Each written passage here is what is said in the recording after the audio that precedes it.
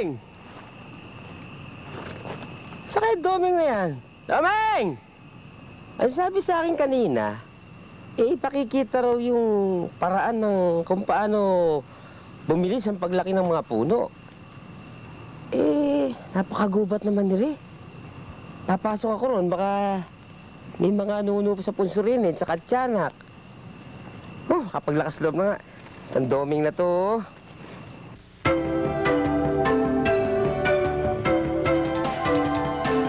Alam ba ninyo kung sino ang ama ng selective logging system?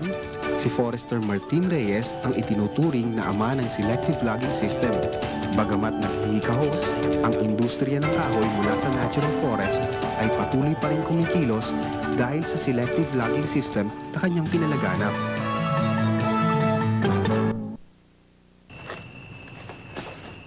Tommy, akala ko sasama mo ka ako Iniwanan mo ko kung natsanak ako. Hindi ko alam magpasok sa gubat Kaya na pakita hinihintay. Siya nga pala, Katem yung. Ano yun? Kailangan natin itong mga safety gadgets ako. Ano ba yan? Ito yung mga tinatawag na, ito yung skull guard. Skull guard? Kailangan niya pagpasok sa bundok. Ay, sinusuot para maprotektahan yung ulo mo. Oo. Tapos? Ito naman, ipara yung paa mo, hindi madari sa mga... Ay, isusuot to. Hindi ka mapahamak. Kailangan yan. Ano ba yung ginagawa ng mga tauhan mo dyan? Dito pa ako kanina. Yung ginagawa lang yan, yan tinatawag nating sa English na timber stand improvement. Yung isang taong yun, inaalis niya yung katabing kahoy dahil pangit yun. Yun yung pipigil niya ang paglaki ng katabi niya na mas maganda. Yung isa naman, tinatanggal niya yung mga baging dahil kalaban yan. Ibig sabihin, titir natin yung magaganda para mas mabilis ang tubo ng mga kahoy.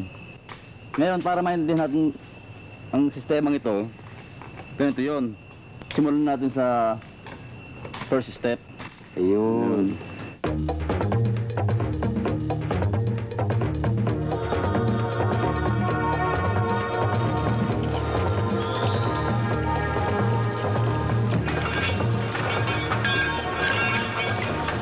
Sa supplemental at enrichment planting, isa pang mahalagang bahagi ng pamamahala ng kagubatan matapos mag-ani ay ang Timber Stand Improvement o TSI.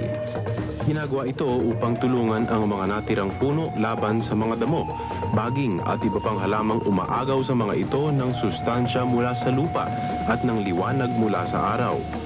Kailangan ito upang masiguro ang hustong dami at mataas na kalidad ng mga puno sa susunod na anihan. Ayon sa 10 taong pag-aaral ng Bureau of Forest Development at ng German Development Project sa konsesyon ng PICOP mula 1976 hanggang 1986, nadagdagan ang paglago ng gubat na ginamitan ng TSI ng 10 kubikometro bawat ektarya bawat taon. Samantala, ang gubat na hindi ginamitan nito ay lumago lamang ng 7.4 cubic meters bawat ektarya bawat taon. Ginagawa ang timber stand improvement ng 3 beses bago muling mag-ani. Ang una ay ginagawa pagkatapos umani o yield 0, year elapsed after logging. Sa ika-5 taon pagkatapos umani o yield 5. At sa ika-10 taon pagkatapos umani o yield 10. Sa yield 0, hanapin ang mga puok sa gubat na maraming natural regeneration o ang mga punlang likas na sumibol at tulungan ang mga ito.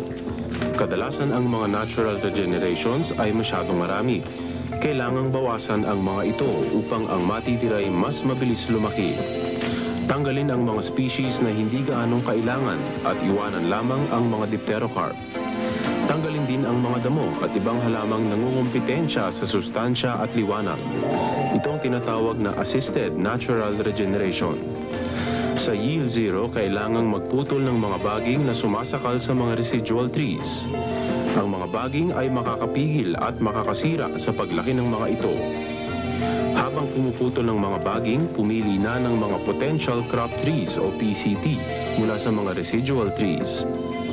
Ang mga PCT ay mga batang dipterocarp na may diametrong 10 hanggang 40 sentimetro. Ang katawan nito ay malusog at tuwid. Walang sira ang crown o ang pinakamataas na bahagi ng puno na may mga dahon. Kapag napili na, pintalan ng pula ang PCT bilang pananda na isa ito sa mga punong tutulungan. Ipunin din ang mga pinagtabasan ng troso. Ang mga ito ay maaaring gawing fuel wood. Dito Dito rin sa Yield Zero ginagawa ang supplemental at enrichment planting o ang pagtatanim ng mga puno sa mga nasirang bahagi ng gubat matapos ang pag-ani at sa mga bahagi ng gubat na likas na kaunti lang ang lamang puno. Pagkalipas ng 5 taon o Yield 5, bumalik sa lugar at mag-timber stand improvement muli. Sa taong ito, makikita na ang sukdulang paglago ng iba't ibang species. Ngunit bago mag-TSI sa Yield 5, kailangan munang mag-diagnostic sampling upang magsilbing gabay sa mga sumusunod na katanungan. Anong pagtulong ang kailangan ng mga puno upang lalo silang lumaki? Gaano katindi ang gagawing pagtulong? Kailan ito dapat gawin? Magkano ang gagastusin? Para sa diagnostic sampling, ang lugar na nakatakdang magkaroon ng TSI ay hinahati sa mga section at block at dito kumukuha ng mga sample. Ang bawat block ay may laking 10 hektarya. Ang bawat section ay binubuo ng 10 blocks. Bukod sa pagiging gabay sa sampling, ito rin ang magsisilbing gabay sa pagsasagawa ng TSI. Sa Yield 5, patuloy pa rin ang pagpili at pagpipintal ng mga PCT. Ngunit di katulad sa Yield 0, ang mga punong nangungumpitensya sa mga PCT ay puputulin na upang mabigyan ng buong laya ang PCT na lumaki sa hustong sukat. Ito ang tinatawag na liberation cutting. Ang mga punong pinutol ay hindi naman masasayang dahil maaaring gawing pulpwood o tungkod ng mga halamang pang-agrikultura tulad ng saging. Ang mga baging ay patuloy ring pinuputol, lalo na yung nakakaapekto sa mga potential crop tree. Huwag putulin ang mga ratan at anahaw dahil maaaring pagkakitaan ng mga ito. Bukod sa halagang pangkomersyal, ang mga ratan at anahaw ay hindi naman nakakasagabal sa paglaki ng mga PCT. Sa katunayan, maaari pang magtanim ng mas maraming ratan sa ilalim ng mga puno kung nais. Pagdating ng ika-10 taon o Yield 10, ipagpatuloy ang liberation cutting at vine cutting. Bukod dito, maaari nang anihin ang mga itinanim na plantation species. Pagkaani, muling magsusupplemental at enrichment planting. Pagkatapos ng huling TSI sa Yield 10, ang mga potential crop trees ay lalaki ng maayos.